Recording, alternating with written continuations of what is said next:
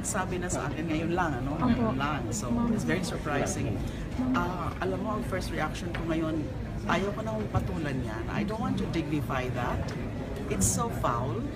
It's character assassination.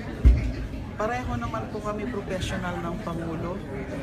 Pareho rin po kami public servants. So, sana hindi na po siya, hindi po siya nagre-resort sa ganyan na mga foul means. To me, that's very foul. Saan man nanggaling ang impormasyon na yan, sana dino-double check.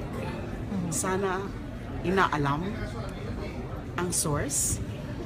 Kanino mga nanggaling yan na mga, that's really foul.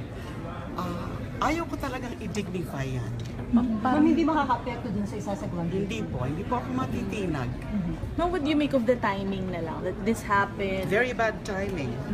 I don't know kung ano po agenda nila na they're resorting to character assassination. That is a very clear case of character assassination, and I did not expect the president to do that. Sa totoo lang. Ma'am, parang okay. Thank you. Nagsabi na sa akin ngayon lang, ano? Ngayon lang. So, it's very surprising. Alam mo, ang first reaction ko ngayon, ayaw ko nang patulan yan. I don't want to dignify that. It's so foul. It's character assassination. Pareho naman po kami professional ng Pangulo. Pareho rin po kami public servants. So, sana hindi na po siya, hindi po siya nagre-resort sa ganyan na mga foul means. To me, that's very foul. Saan man nanggaling ang impormasyon na yan, sana dino-double check. Sana inaalam ang source. Kanino mga nanggaling yan na mga, that's really foul. Ayaw ko talagang i-dignify yan. Ma'am, hindi makaka-apekto dun sa isasagawang Hindi po ako matitinag. What would you make of the timing na lang that this happened? Very bad timing. I don't know kung ano po agenda nila na they're resorting to character assassination. That is a very clear case of character assassination, and I did not expect the president to do that. Sa totoo lang.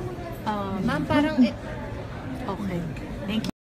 Her lover was the one also collecting money for her during the campaign. Intercept between Muntinlupa and the driver were far beyond making sure that somebody was involved. But in fairness, I would never say here that the driver gave the money to her. But by the looks of it, she has it. Here is an immoral woman flaunting its adultery. Here is a woman who funded the house of her lover.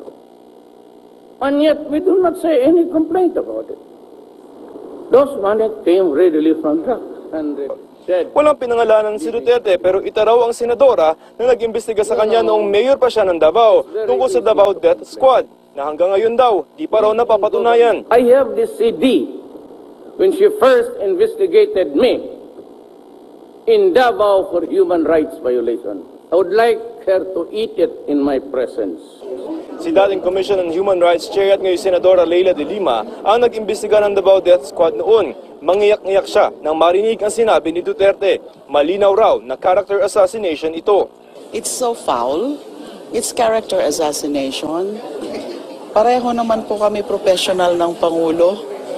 Pareho rin po kami public servants. So sana hindi na po siya, nagre-resort sa ganyan na mga foul means. To me, that's very foul. Bilang chairman ng Senate Committee on Justice and Human Rights, pamumunuan ni De Lima ang pagdinig sa Senado tungkol sa mga pagpatay kaugnay ng kampanya sa droga ni Duterte. Sabi ni De Lima, sa kabila ng mga sinabi ng Pangulo, hindi siya matitinag sa kanyang pag-iimbestiga. Saan man nanggaling ang impormasyon na yan, sana dino-double check. Sana inaalam ang source. Kanino mga nanggaling yan na mga, that's really foul. Ayaw ko talagang i-dignify yan. O hindi po ako matitinag. Issue on the subject at hand. Ano ba yung mga ano dito? Ano ba mga implications nito sa atin? Na tayo pa naman, Pilipinas pa naman, ikinoconsider as a model country for human rights promotion in Asia. In Asia, particularly, kasi tayo yung na linif natin yung death penalty. And then, isa tayo sa una-una kaagad pumipirma sa mga major international human rights instruments like the ICCPR, ICSCR, of course, the Rome Statute.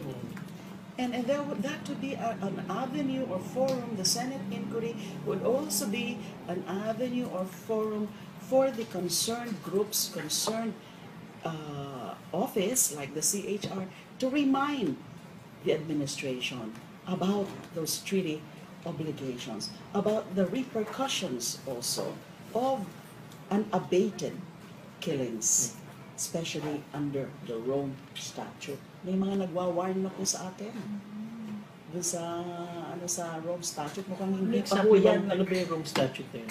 Yung Rome Statute, yung International Criminal Court, na merong general universal jurisdiction over high crimes like genocide and crime against humanity.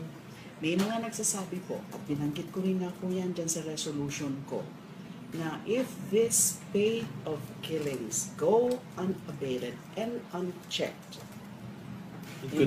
it could reach that point that the ICC will send a prosecutor to our country and investigate all this for plausible prosecution under the Rome Statute.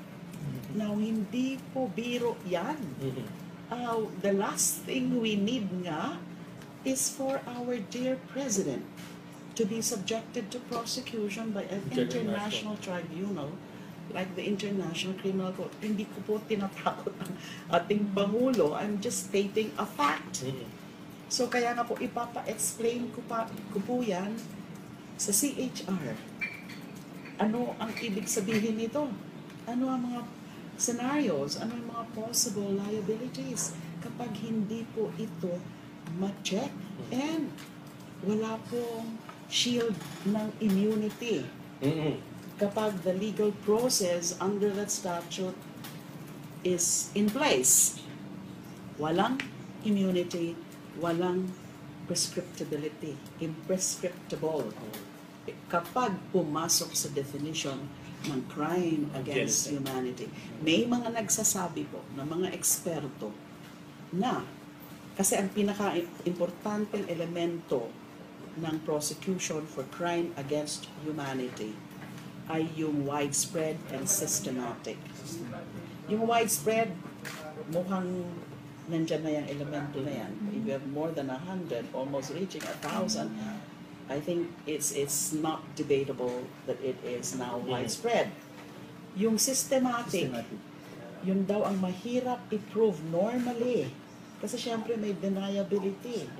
Ang mga estado, ang mga leader, dun sa mga previous cases, mas nahihirapan.